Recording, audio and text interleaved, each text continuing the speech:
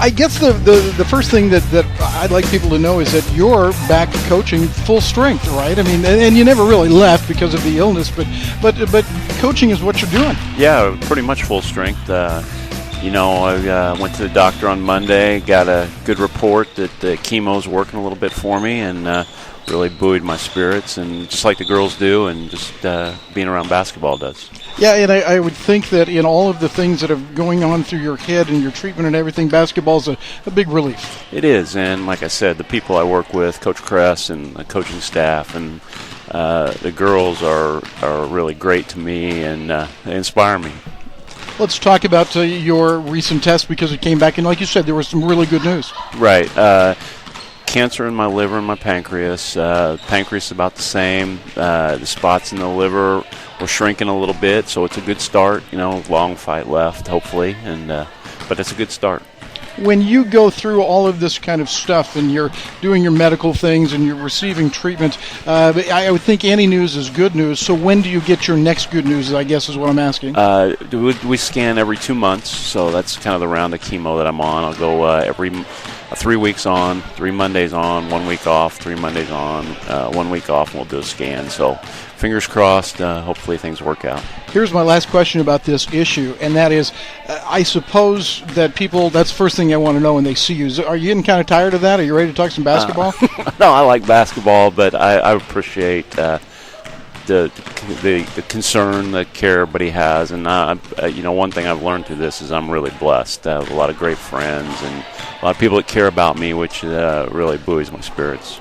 Let's talk some basketball, though. Okay, sounds good. This year's team, you're 3-2, the overtime win over Graceland last week. What's your analysis of the team after 5 games? We're young. We're a little inconsistent. We got to get better defensively, in my opinion. We turn it over a little too much, but we have great kids. They work really hard daily at practice, and I feel like, we're not there now, but at some point we're going to be really good this year. Let's talk about a couple of individuals. Ariel Smith, boy, I'm so impressed with her this year and going back a couple of years, but she really seems like she's the leader. She is the leader, and we've noticed a lot, even vocally, which is not her style, but she's really taken charge, and we got a lot of new kids, and she's helped integrate them a lot. And she's played better.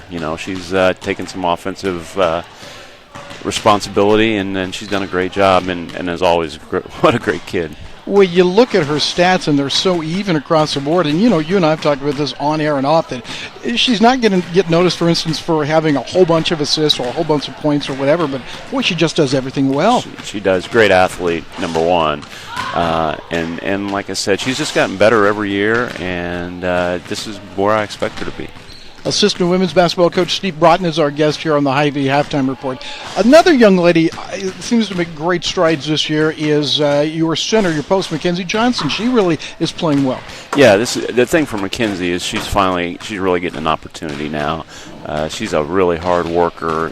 Again, not a kid that's going to wow you with anything she does, but every day, every practice, every game, she's going to work hard. She's going to do all the little things you need and make us better, for sure. And I think one of your favorites, one of mine, Maddie Nelson, just continues to impress with everything that goes through her. What a great competitor. I mean, I think the other night's a great example of what Maddie's all about. To go 0 for 7 and not score in the first half, come back and score 20 points in the second half, tells you a lot about not only her confidence, but just the kind of person she is. She's going to battle and she's going to fight. It doesn't matter what's going on. Jill has said to be effective, you guys have to shoot the three well. You like to shoot the three. You like to press. The threes don't seem to be falling like they have in other points of the year. What's your take on that? I think that's just kind of part of shooting the three. It kind of comes and goes. We do have good shooters, though. We have a lot of kids that can make them. And we're always capable of a run where we can make 4 or 5 in a row, and that can really change the game. You guys were picked again toward the bottom of the Western Division in the preseason. Does that kind of make you mad? No, not mad. I mean, the conference is so good. We got to play well every night. We're still kind of a new commodity, I think, in the conference, and we got to earn some respect. But we're getting there, and we'll be there when the time comes. Steve, this Rockhurst group, they pulled some major wins off, including beating Pitt State. What are they doing right now? Nothing flashy, just a bunch of really good, solid basketball players. They play really good defense. They take care of the ball. They don't do silly things, and they're just solid. Good rebounding team also. They made it to the GLVC for the first time in their history to the tournament last year. That have a kind of a holdover effect on them? It could. Confidence is really important. When you play good teams night in and night out, that might be the one thing that gets you over the top, just playing with confidence. Steve Broughton, our guest on the HyVee Halftime Report. Who do you look at? I guess we can look at the national ratings and say who are the better teams of the conference, but who do you think are going to be the best teams in this conference? Well, I just kind of focused on our side. I know Drury's going to be really good. Truman State's going to be good. I could go down the whole list, but I think those two teams in particular stand out to me. Maryville always finds a way. They have they are really well coached and they always play well. So it's going to be competitive every night. So that makes it fun and makes it difficult at the same time. You don't get any nights off in this conference? No, none at all, and it only makes you better. How about Kansas State coming up on Monday? Oh, who's scheduling these games? You got Central Missouri Sunday and then Kansas State Monday. What's going on there? Coach Kress is not doing a very good job with it. No, opportunity came up to play Kansas State. I'm not sure what happened with whoever they were supposed to play, but it'll be fun for us to go to a school, D1 school like that, something that everybody knows about, play at Bramlage. It'll be just a lot of fun for us. Did you miss coaching softball this fall? Not too much. I really didn't. I enjoyed a little more free time, a little more golf, and I really love coaching here at Jewel. I love these kids, so this came quick. Yeah, well, I'm looking forward to seeing you all year long, and this team, I think, has got a world full of potential. I'm just excited about what you guys have put on the floor. Yeah, me too, and I'm looking forward to the night we really put it all together. Yeah.